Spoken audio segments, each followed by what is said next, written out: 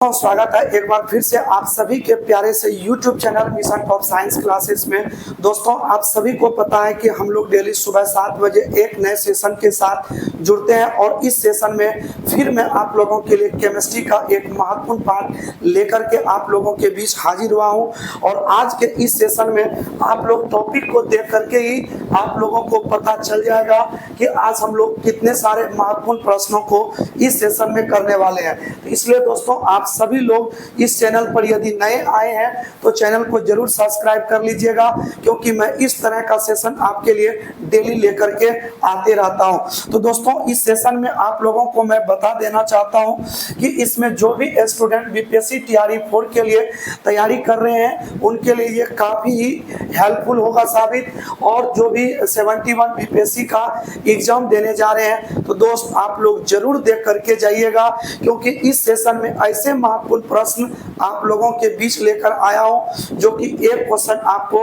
अवश्य देखिएगा इस टॉप 20 क्वेश्चन में देखने को मिल जाएगा। और जो भी बिहार दरोगा के लिए पढ़ रहे हैं उनके लिए भी ये काफी महत्वपूर्ण हो जाएगा। तो चलिए हम लोग सेशन की शुरुआत बिना देर किए करते हैं। और ये बता देना चाहता हूं दोस्तों कि ये आपका क्लास का जो नंबर है ये आपका 6ठा है, ठीक है, क्योंकि इससे पिछले वीडियो में हम आपको 5 क्लास तक बिल्कुल क्लियर कर चुके हैं। और यदि आप लोगों ने पीछे क्लास नहीं देखे हैं तो जरूर आप लोग उस क्लास को देख लीजिए, ताकि आप लोगों को शुरुआती से थ्योरी अच्छी तरीके से समझ में आ जाए। तो चलिए करते हैं सेशन की शुरुआत। तो चलिए हम लोग देखते हैं। सबसे पहले महत्वपूर्ण चीजों को हम लोग समझने का प्रयास करेंगे। देखिए दोस्तों, इसमें दिया गया है क्या कि इसमें जो है आपका ठोस, द्रव एवं गैस, इस पर जो है टेम्परेचर का क्या प्रभाव पड़ता है उसके बारे में हम लोग जानते हैं। आइए हम इसकी बात करते हैं दोस्तों। देखिए, इसमें सबसे पहले जो है आप सभी जानते हैं कि ठोस पदार्थ जो है और द्रव पदार्थ जो है, साथ ही ये गैस, और इन तीनों की अगर हम बात करें इनके ऊपर तापमान का यानी टेम्परेचर देने से ये पदार्थ अपनी अवस्था को क्या करता है तो परिवर्तित करता है, यानी अवस्था को ये बदल देता है, ठीक है। चाहे वो ठोस हो, चाहे वो द्रव हो, चाहे वो क्या हो, गैस हो। तो आपसे पूछेगा कि बताइए कि ठोस, द्रव, गैस इन पदार्थ की अवस्थाओं पर टेम्परेचर का क्या प्रभाव पड़ता है। तो इस पर प्रभाव पड़ता है जब पदार्थ के ऊपर टेम्परेचर बढ़ाया या घटाया जाता है तो ये पदार्थ जो है ठोस, द्रव, गैस अपनी अवस्था को भी क्या कर लेता है तो बदल लेता है। तो इन्हीं के प्रभाव से हम लोग कुछ महत्वपूर्ण प्रश्नों को समझने का प्रयास करते हैं। तो देखिए दोस्तों, कह रहा है कि यदि द्रव पर, ठीक है, द्रव की बात करें कि द्रव का अगर हम ठोस में बदलें, द्रव को किस में बदलें तो ठोस में बदलें, तो इसमें आपको टेम्परेचर क्या करना पड़ेगा तो तापमान को कम करना पड़ेगा, ठीक है। तापमान को क्या करिएगा तो कम करिएगा। तो ये द्रव जो है किस में बदल जाएगा तो ये बदल जाएगा ठोस में। तो हम ये कह सकते हैं कि अगर कोई द्रव पदार्थ ठोस से बदल रहा हो किस में तो द्रव में, तो इस बदलने की प्रक्रिया को हम लोग जमना कहते हैं। क्या कहते हैं तो जमना बोलते हैं, यानी इसी को हम लोग क्या बोलेंगे तो फ्रीजिंग के नाम से इसे हम लोग जानते हैं। तो ठीक उसी तरीके से अगर हम प्रक्रिया को उल्टा कर दें क्या तो ठोस का हम लोग बदल देते हैं किस में तो द्रव में। तो जब ठोस द्रव में बदलेगा तो इसका मतलब क्या हुआ कि तापमान कम नहीं, तापमान को क्या करना है तो बढ़ाना है। तो ठोस का द्रव में बदलना ये आपका क्या कहलाएगा तो गलन कहलाएगा। तो याद रखिएगा, द्रव का ठोस में बदलना जमना कहलाता है और ठोस का किस में बदलना तो द्रव में, ये आपका क्या कहलाएगा तो गलन कहलाएगा। ठीक उसी तरीके से अगर द्रव पदार्थ सीधे बदल जाती है किस में गैस में तो दोस्त याद रखिएगा इसे हम लोग क्या कहेंगे वाष्पीकरण कहेंगे, वेपरेशन के नाम से इसको जानते हैं। परंतु जब यही गैस ठंडा होकर के किस में बदल जाए तो द्रव में, तो इसे हम लोग क्या कहेंगे तो संघनन के नाम से जानते हैं। तो ये सारे प्रश्न दोस्तों आप लोगों को एग्जाम में आता है। द्रव का ठोस में बदलना जमना, और ठोस का द्रव में बदलना गलन, और द्रव का गैस में बदलना वाष्पीकरण, और गैस का द्रव में बदलना संघनन कहलाता है। तो आइए हम लोग इस ओर बात करते हैं। देखिए इस ओर क्या है कि अगर हम ठोस पदार्थ को सीधे किस में बदल दें तो गैस में, तो ठोस का सीधे गैस में बदलना ये आपका क्या कहलाता है, तो ऊर्ध्वपातन कहलाता है। ठीक है, सब्लिमेशन कहलाता है। ठोस का सीधे गैस में बदलना क्या कहलाएगा, ऊर्ध्वपातन। और इस गैस को हम लोग बिना द्रव में बदले अगर हम किस में बदल दें इसको, तो बदल देना है इसको ठोस में, तो ये आपका कहलाता है डिपोजिशन। क्या कहलाएगा, डिपोजिशन। तो दोस्त आप लोग एक काम करिएगा, इसका आप लोग हिंदी खोज करके अवश्य लिख लीजिएगा कि डिपोजिशन का हिंदी क्या होता है, इसे आप लोगों का काम है देख लीजिएगा। तो जल्दी जल्दी आप लोग इन सारे डायग्राम को दिमाग में लाइए। द्रव का ठोस में बदलना जमना, और ठोस का द्रव में बदलना गलन कहलाता है, और द्रव का गैस में बदलना वाष्पीकरण, और गैस का किस में बदलना, तो द्रव में संघनन कहलाता है। ठोस का सीधे गैस में ऊर्ध्वपातन, और गैस का किस में बदलना है, ठोस में, तो डिपोजिशन के नाम से जाना जाता है। तो आप लोग इसे जरूर याद रख लीजिएगा, क्योंकि यहां से दोस्तों आप लोगों को कई बार एग्जाम में प्रश्न देखने को यहां से मिला है। ठीक है, तो जल्दी से आप लोग इनका जवाब दीजिएगा और बताइए जल्दी से कि हम आपसे पूछ रहे हैं ठोस का द्रव में बदलना, तो जल्दी से बताइए। ठोस द्रव में बदल रहा है तो गलन हो जाएगा। द्रव बदल रहा है किसमें, तो द्रव का ठोस में बदलना क्या कहलाएगा, तो फ्रीजिंग यानी जमना कहलाएगा। और द्रव का गैस में बदलना बताइए, द्रव का गैस में बदलना वाष्पीकरण वेपरेशन कहलाएगा। और इसका उल्टा बात करें, गैस का द्रव में बदलना क्या कहलाएगा, तो संघनन कहलाएगा। ठीक है, और इसी तरीके से अगर हम लोग बात करें किसका, तो ठोस का गैस में बदलना, ठोस का गैस में बदलना क्या कहलाएगा, तो ऊर्ध्वपातन कहलाएगा। और अगर हम गैस को ही सीधे बदल दें किसमें, तो ठोस में, तो ये आपका डिपोजिशन कहलाता है। ठीक है, डिपोजिशन कहलाता है। इसका हिंदी आप लोग देख लीजिएगा। तो जल्दी से आप लोग कमेंट करके बताइए कि यहाँ तक आप लोगों का टॉपिक क्लियर हुआ या नहीं, क्योंकि दोस्तों यहीं से ही आप लोगों को एक या दो प्रश्न एग्जाम में अवश्य देखने को मिलेगा।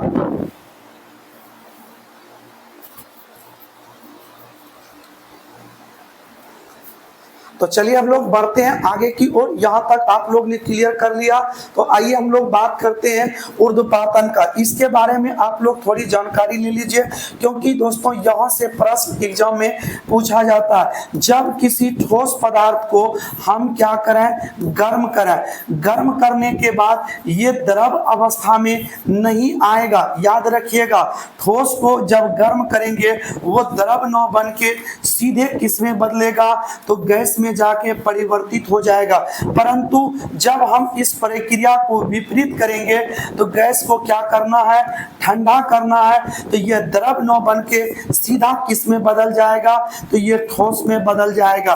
तो इसको याद रखिएगा, ठोस को गर्म करने पर वह द्रव न बन के सीधे क्या बनेगा, गैस। और गैस को जब ठंडा करिएगा तो वह द्रव न बन के सीधे किस में आएगा, तो ठोस में। तो ऐसे प्रोसेस को दोस्तों हम लोग किस नाम से जानेंगे, तो ऊर्ध्वपातन के नाम से जानते हैं। इसे ही हम लोग क्या बोलते हैं, सब्लिमेशन बोलते हैं। ठीक है, और इनसे एग्जाम में जो प्रश्न पूछता है वो आता है आपका एग्जाम्पल से। तो इनका एग्जाम्पल याद रखिएगा, जैसे कपूर, आयोडीन की बात करें, नेप्थेलीन की बात करें, ठोस कार्बन डाइऑक्साइड की बात करें, बेंजोइक अम्ल की बात करें, तो ये सारे के सारे दोस्त ऐसा ये पॉइंट है जो कि आप लोगों को ऊर्ध्वपातन से क्वेश्चन बना देता है। तो याद रखिएगा, ऊर्ध्वपातन को जब आप गर्म करिएगा यह द्रव नहीं बनेगा। ठीक है, इसमें सीधा गैस बनता है, और गैस को ठंडा करिएगा तो द्रव न बन के वो सीधे क्या बनता है, तो ठोस बनता है। तो इस एग्जाम्पल एग्जाम्पल को अवश्य याद रखिएगा। कपूर हो गया, आयोडीन हो गया, नेप्थेलीन हो गया, बेंजोइक अम्ल हो गया, ठोस कार्बन डाइऑक्साइड हो गया, अमोनियम क्लोराइड हो गया। ठीक है, ये सारे इनका महत्वपूर्ण एग्जाम्पल है। तो आइए हम लोग सीखते हैं महत्वपूर्ण टॉप 20 ऑब्जेक्टिव टाइप प्रश्न को, और इन प्रश्नों का उत्तर दोस्तों आप लोगों को देना है, और हम इसमें जो है आपकी मदद अवश्य करेंगे इन प्रश्नों को सोल्व करने में। आइए हम लोग पहला प्रश्न देखते हैं। पहला प्रश्न क्या है कि बेंजोइक अम्ल का उपयोग किस में करते हैं? तो आप लोगों ने नाम सुना होगा बेंजोइक अम्ल, और इस अम्ल का उपयोग कहाँ किया जाता है?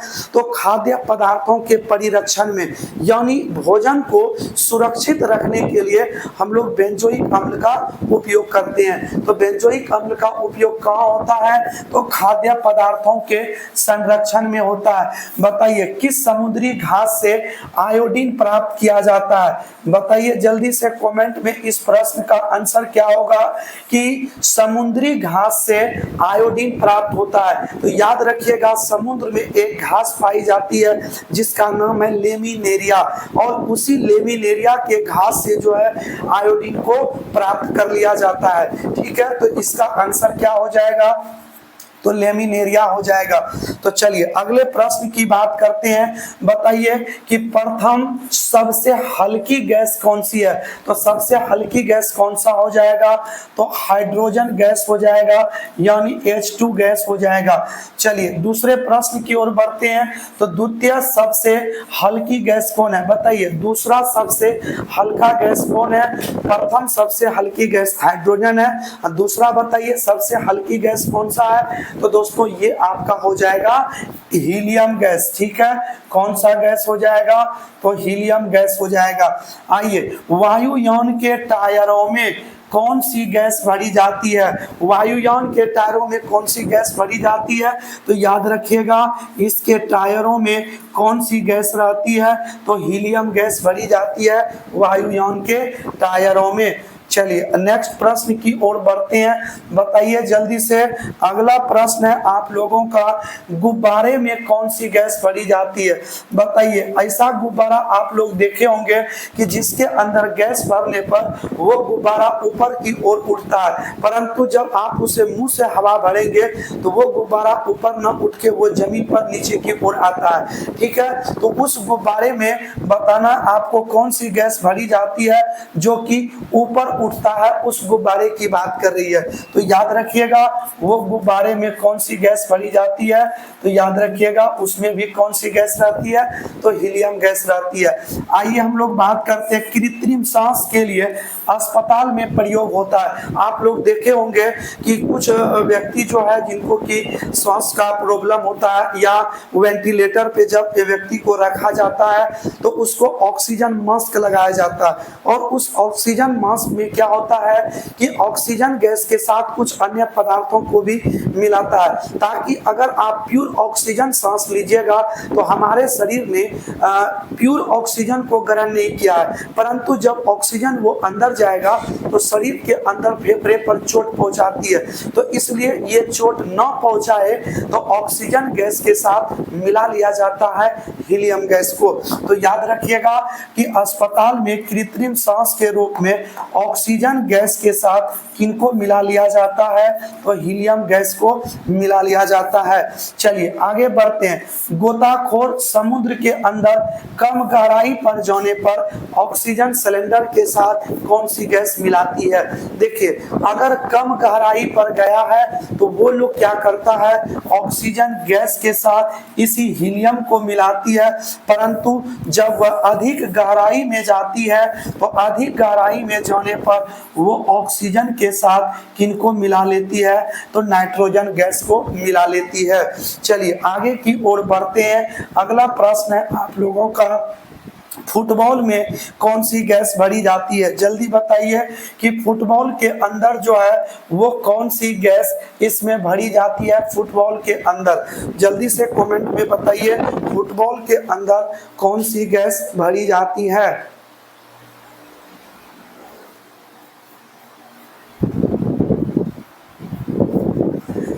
तो फुटबॉल के अंदर कौन सी गैस भरी जाती है? तो इसका आंसर क्या हो जाएगा? तो इसका याद रखिएगा, इसमें आपका नाइट्रोजन गैस भरा जाता है। घरेलू एलपीजी गैस में गंध युक्त पदार्थ कौन सी है? जैसा कि दोस्तों आप सभी को पता होगा कि एलपीजी गैस जो है, ये आपका एलपीजी गैस जो होता है, गैसों का तो कोई गंध होता नहीं, परंतु इसमें गंध करने के लिए ऊपर से एक कार्बनिक पदार्थ मिलाया जाता है जो कि सल्फर का यौगिक होता है वो पदार्थ, और इसमें मिलाए जाने वाला सल्फर का यौगिक पदार्थ जो है उसका नाम क्या है? तो मिथाइल मरकैप्टन। याद रखिएगा, उस पदार्थ का नाम क्या है? Methyl mercaptan.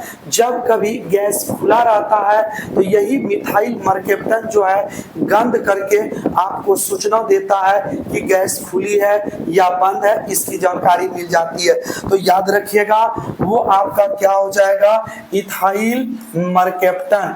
क्या हो जाएगा? इथाइल मरकैप्टन जो है इसके अंदर मिलाया जाता है। C2H5SH इसका क्या होता है? फॉर्मूला होता है इथाइल मरकैप्टन का। तो चलिए हम लोग आगे की ओर बढ़ते हैं। अगला प्रश्न देखिए क्या है आपका, कोल्ड ड्रिंक में कौन सी गैस होती है? देखिए वही जो ठंडा की बात कर रहा है, बहुत सारे कोल्ड ड्रिंक करते हैं, तो आप लोग बताइए जल्दी से, उस कोल्ड ड्रिंक के अंदर कौन सी गैस भरी रहती है?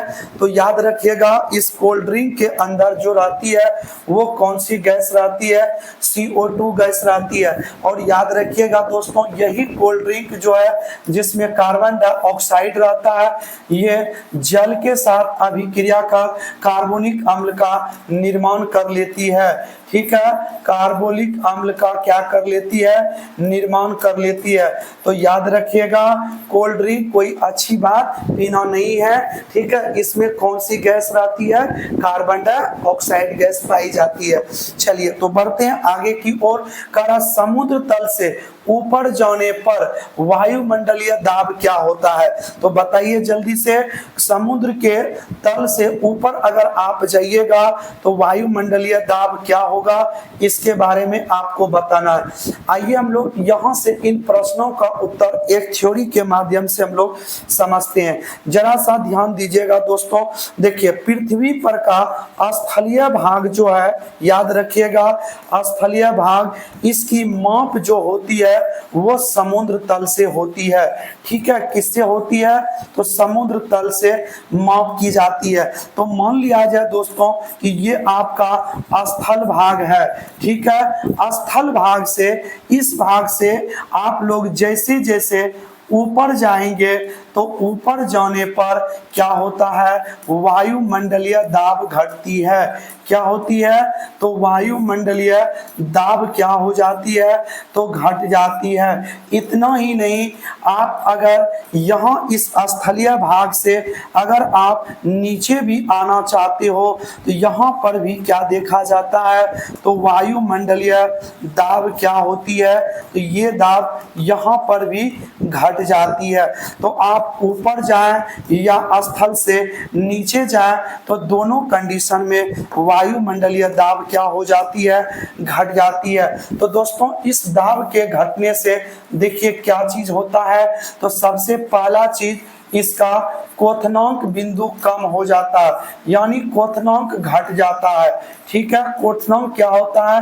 तो घट जाता है। तो जैसे ही क्वथनांक कम होता है, ठीक है, तो ऊंचाई पर जो है खाना बनाने में कठिनाई हो जाता है। खाना बनाने में ऊंचाई पर क्या हो जाता है? खाना बनाने में ऊंचाई पर क्या होता है? खाना बनाने में कठिनाई होता है। ठीक है, इस पॉइंट को भी याद रखिएगा। क्वथनांक घटेगा तो ऊंचाई पर खाना बनाने में क्या होगा?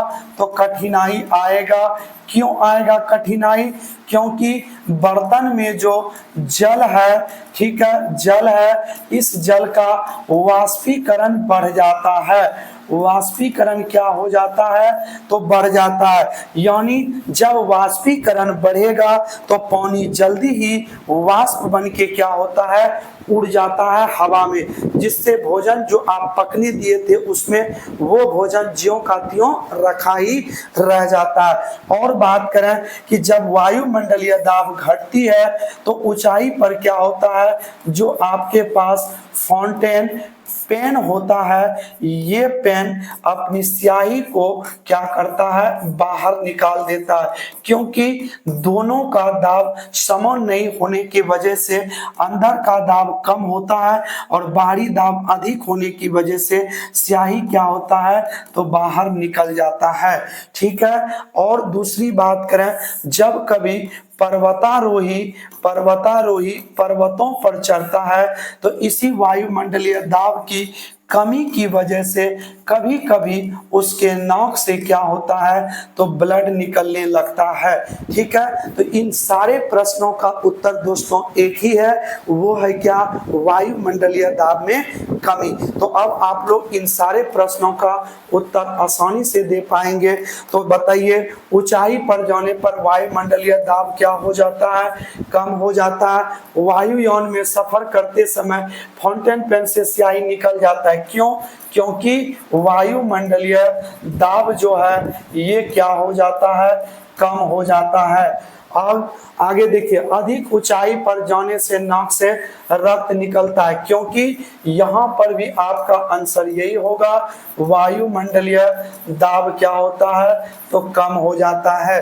पहाड़ों पर खाना बनाने में कठिनाई होता है, क्यों, क्योंकि वायुमंडलीय दाब जो है वो क्या हो जाता है, कम, जिससे वाष्पीकरण क्या होता है, बढ़ जाता है, और वाष्पीकरण बढ़ जाता है तो खाना बनाने में कठिनाई होता है। चलिए नेक्स्ट पॉइंट है, अंतिम क्वेश्चन है इसका। तो कह रहा है, हाइड्रोजन गैस, हीलियम गैस और नाइट्रोजन गैस से भरा गुब्बारे ऊपर कौन जाएगा। बताइए, 3 गुब्बारा है, एक में हाइड्रोजन गैस, एक में नाइट्रोजन गैस, एक में हीलियम गैस, सबसे ऊपर कौन जाएगा।